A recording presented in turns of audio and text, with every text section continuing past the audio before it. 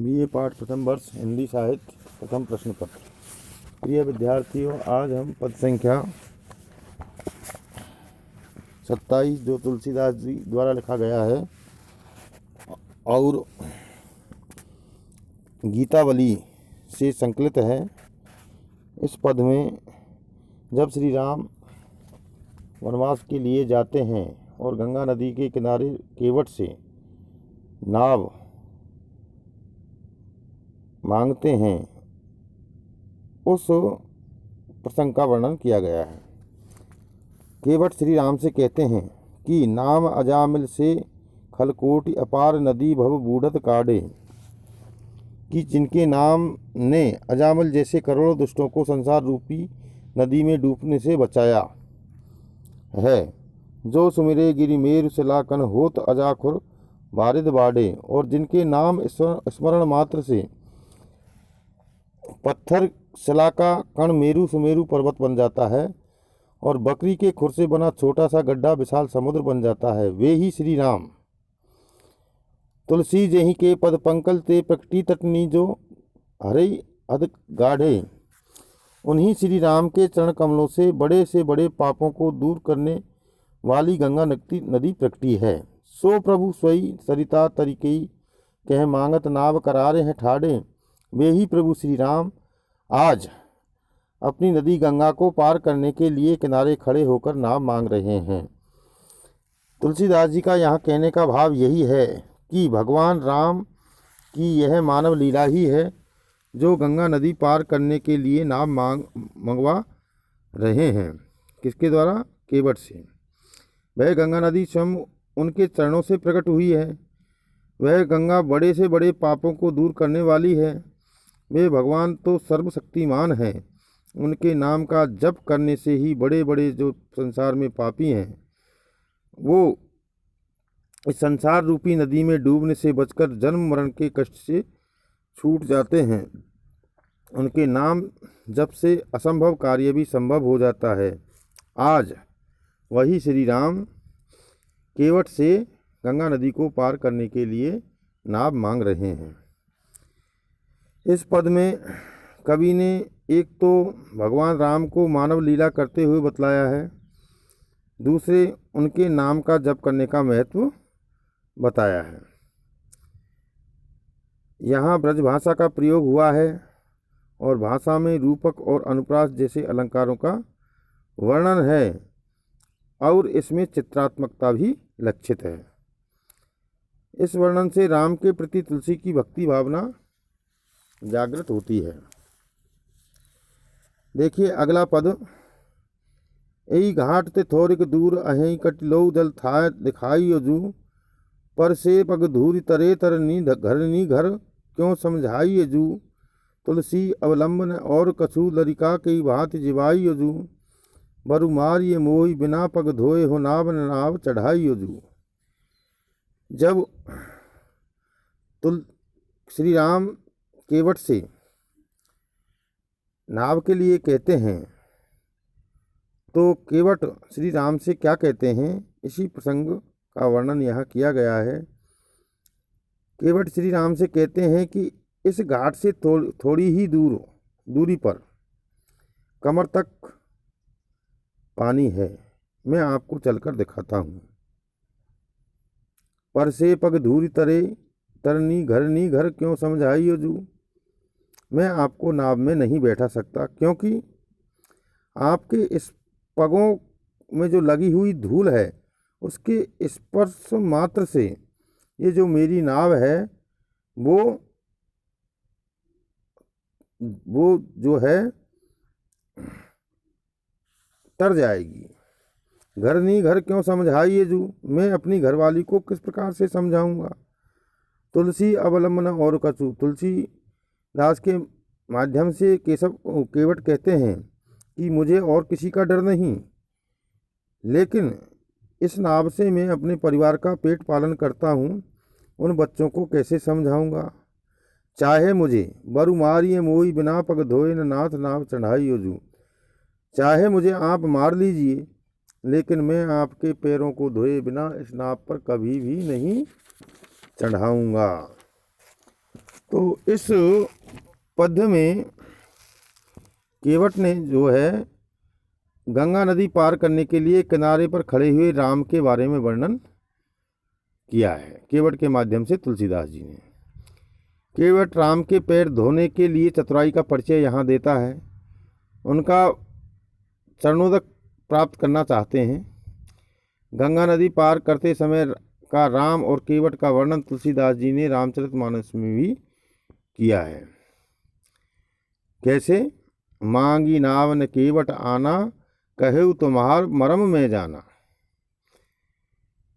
इस पद में वक्रता है, पदमेत्री और चित्रात्मकता की विशेषताएं हैं।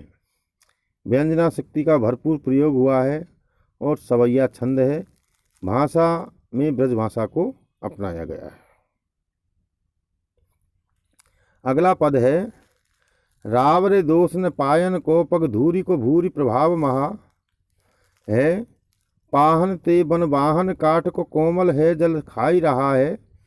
इस पद में केवट से नाव द्वारा गंगा नदी पार कराने के लिए कहा गया तो वह राम से उनकी चरण धूल के प्रभाव के बारे में कहने लगे। उसकी चतुराई समझकर राम हंसने लगे।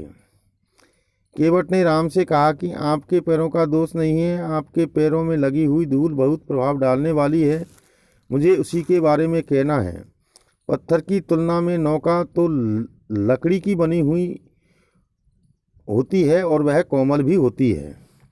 इसको तरल होने पर भी पानी ने ही खा रखा है, अर्थात ये क्षतिग्रस्त है। आपके पैरों की धूल ने तो पत्थर को भी प्रभावित किया है। वह कहना चाहते हैं कि गौतम ऋषि की पत्नी अहिल्या पत्थर की शिला बनी हुई थी, उसे ही तार दिया था, नारी बना दिया था। तो काठ की नौका कोमल होने से ऐसे ही कुछ और सरलता से बन जाएगी। इसी डर से मैं आपके पैर धोकर पैरों की धूल मुक्त करके ही अपनी नाव पर चढ़ाऊँगा। पावन पाए पखारी के नाव चढ़ाई आयस होत कहा है। तुलसी सुनी केवट के बर बैन हंसे प्रभु जान की ओर हा है। आप बताइए कि अब मुझे आपकी क्या आज्ञा है। मैं पैर धोए बिना आपको नहीं चढ़ाऊंगा। अब मुझे क्या आज्ञा है। तुलसीदास जी वर्णन करते हुए कहते हैं कि केवट के ऐसे चतुराईपूर्ण वचनों को सुनकर के श्री राम सीता की ओर देख करके हा करके हंसने लगे। उनके हंसने का मतलब सीता को बताना था कि केवट कितना चतुर है, चरणोदक है, कैसी युक्ति यहाँ प्रयुक्त कर रहा है।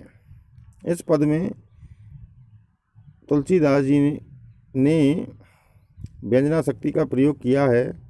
राम के हंसने में सांकेतिकता है, ब्रजभाषा और सवैया छंद है। केवट के माध्यम से भक्ति भावना का वर्णन किया गया है। अगला पद है बात भरी शहरी सकल सुत बारे बारे। केवट की जाति कछु वेद न पढ़ाई हो। सब परिवार मेरो याही लागी राजा जू। हूँ दीन वित्तहीन कैसे दूसरी गढ़ाई हो। गौतम की घरनी जो तरनी तरेगी मेरी। प्रभु सो निषाद है के बाद ने बढ़ाई हो। तुलसी के ईश राम रावरे सो साची कहो। बिन पग धोए नाथ नाव ने चढ़ाई हो। इस सवैये में ये सवैया पहले तो कवितावली से लिया गया है। इसमें केवट राम को पैर धोए बिना नाव पर न चढ़ाने के संबंध में तर्क दे रहा है और अपनी नाव को ही जीविका का एकमात्र साधन बतला रहा है। कैसे? पात भरी सकरी सकल सुत बारे बारे। केवट की जाति कछु वेद न पढ़ाई हो। मछलियाँ ही हमारे भोजन की सामग्री होती हैं। सभी बच्चे भी अभी छोटे छोटे हैं। कहने का तात्पर्य ये है कि वे धन कमाने में सहायता तो कर ही नहीं सकते। उनके निर्वाह के लिए कमाने का काम मैं नाव द्वारा ही करता हूँ। मैं केवट जाति का हूँ, मैं वेद आदि भी नहीं पढ़ा हुआ हूँ कि उसके द्वारा जीविका निर्वाह कर लेता। मेरा तो सब परिवार मेरो याही लागी राजा जू, हूँ दीन वित्तहीन कैसे दूसरी गढ़ाई हूँ। मेरा तो सारा परिवार इस नाव से ही जुड़ा हुआ है, यही सबके निर्वाह का साधन है। मैं धनहीन दीन हूँ, इसीलिए दूसरी नाव भी कैसे बनवा सकता हूँ। यदि मैंने आपके पैर नहीं धोए तो इनमें लगी धूल के प्रभाव से काठ की बनी मेरी नौका नारी बन जाएगी। गौतम की घर नी जो तर नी तरेगो तरेगी मेरी, प्रभु सो निषाद है कि बाद ने बढ़ाई हो।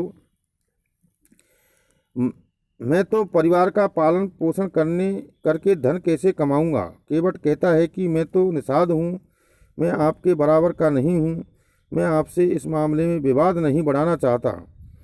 तुलसीदास जी आगे कहते हैं कि अपने स्वामी राम और केवट के संवाद का वर्णन करते हैं। केवट ने राम से कहा कि मैं आपसे सत्य कह रहा हूँ कि हे स्वामी, मैं आपके पैर धोए हुए बिना नाव पर नहीं चढ़ाऊँगा। तुलसी के ईस राम राव रेसो साची कहो, बिना पग धोए नाथ नाव न चढ़ाई हो। मैं अपनी नाव पर नहीं चढ़ाऊँगा। इस पद में केवट राम को पैर धोए बिना अपनी नाव में न चढ़ाने के लिए जो तर्क दे रहा है, उनमें ही और जो तर्क दिए गए हैं उनका ही यहाँ वर्णन है। उसके कथन से उसकी शालीनता व्यक्त हो रही है, जो कवि की शालीनता की भी परिचायक है। केवट के कथन से राम के प्रति उसकी भक्ति भावना व्यक्त हुई है। ब्रज भाषा है, लाक्षणिकता है, व्यंजना है, चित्रात्मकता भी है। भाषा में पुनरुक्ति प्रकाश है और अनुप्रास अलंकार का प्रयोग हुआ है। सवैया छंद में यह लिखा गया है।